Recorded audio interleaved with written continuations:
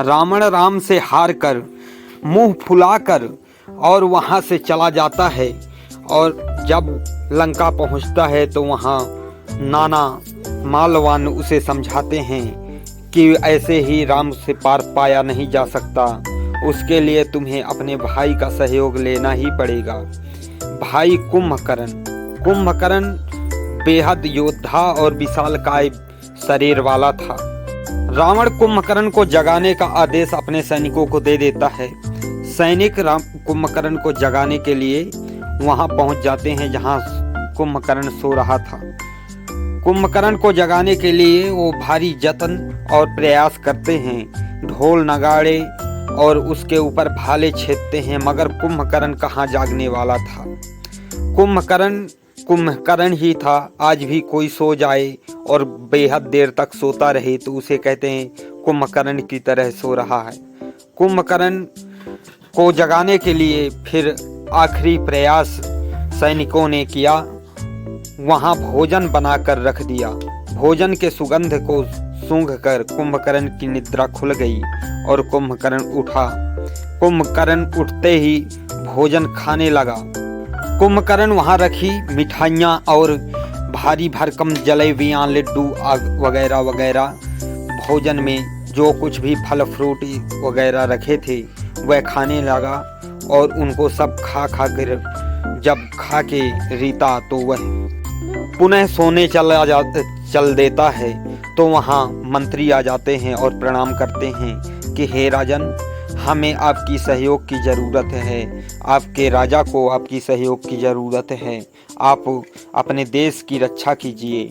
कुंभकर्ण कहता है क्या हो गया?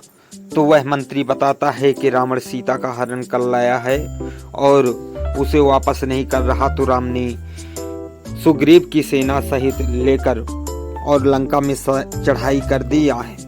मंत्री की यह बात सुनकर कुंभकर्ण तुरंत अपने भाई रावण के पास मिलने जाता है। रावण से मिलकर कुंभकर्ण रावण को समझाता है कि हे भाई, वह नारायण की पत्नी है, श्री लक्ष्मी हैं, जिन्हें तूने हर के लाया है, उन्हें वापस कर दे, उनको राम के पास जाने दो। अगर वो यहाँ रहेगी तो हम सबका विनाश हो जाएगा। मैंने सुना है कि भगवान राम हैं जो कि विष्णु के अवतार हैं और लक्ष्मी के अवतारिणी सीता माता हैं। मगर रावण कहाँ किसी की सुनने वाला था। उसने दुत्कारा कुंभकर्ण को और कहा तुझे युद्ध करना है तो कर, वरना जाकर फिर से सो जा। रावण ने जो अपने हाथों से कर्म किया है उसका फल स्वयं रावण भोगेगा। रावण युद्ध करने जाएगा। इधर कुंभकर्ण रावण की बात सुनकर युद्ध के लिए चला जाता है। कहता है भाई, मैं तो युद्ध करूंगा, मगर तुम अगर मैं मारा जाता हूं तो सीता को वापस कर देना।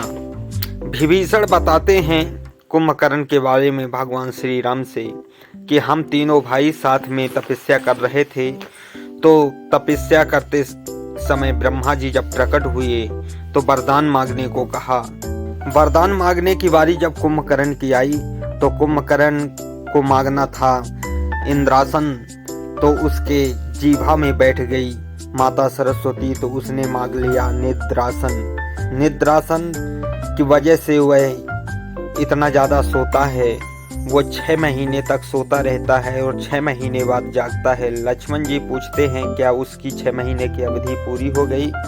तो विभीषण कहते हैं नहीं, उसकी अवधि अभी पूरी नहीं हुई। रावण ने जबरन उसे जगा दिया होगा और वो विशालकाय शरीर वाला है और वो बड़ी बड़ी सेनाओं का एक साथ संहार कर सकता है।